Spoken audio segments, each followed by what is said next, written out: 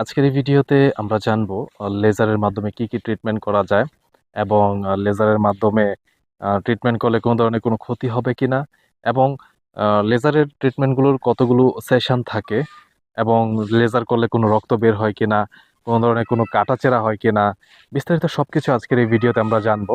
তো পুরো ভিডিও জুড়ে আপনারা আমার সাথেই থাকুন। চলুন প্রথমে আমরা জেনে নেই লেজার ট্রিটমেন্ট করলে কতগুলো সেশন লাগতে পারে, এটা আপনারা প্রশ্ন করে থাকেন। এটা আগে জেনে নিই চলুন। যেমন ট্যাটু যদি আপনারা লেজার করে স্থায়ী রিমুভ করতে যান, সেক্ষেত্রে 3 থেকে 4টা সেশন লাগতে পারে, এমন হতে পারে 5টা সেশন আপনার লাগতে পারে। অনেকে মহিলাদের অবাঞ্ছিত লোম থাকে, সেটা আপনারা চাইলে লেজার করে স্থায়ীভাবে রিমুভ করতে পারেন। অবাঞ্ছিত লোম লেজার করে স্থায়ী রিমুভ করতে গেলে 5 থেকে 6টি সেশন লাগতে পারে এবং অনেক বিষয়ের উপর ডিপেন্ড করে কিন্তু অবাঞ্ছিত লোমগুলো হয়ে থাকে।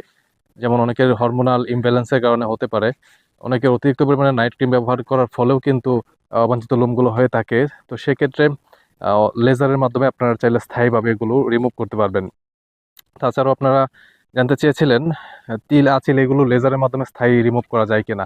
হ্যাঁ, এগুলো লেজারের মাধ্যমে স্থায়ী রিমুভ করা যায় এবং এগুলো লেজার করে স্থায়ী রিমুভ করতে গেলে তেমন সেশনের প্রয়োজন হয় না, অর্থাৎ একবারই হয়ে যায়, অনেকগুলো সেশনের প্রয়োজন পড়ে না। তাই যাদের তিল আঁচিল রয়েছে, লেজার করতে চাচ্ছেন, তারা নিশ্চিন্তে লেজার করতে পারেন। ভালো মানের লেজার মেশিন দিয়ে আপনারা চাইলে লেজারটা করতে পারেন।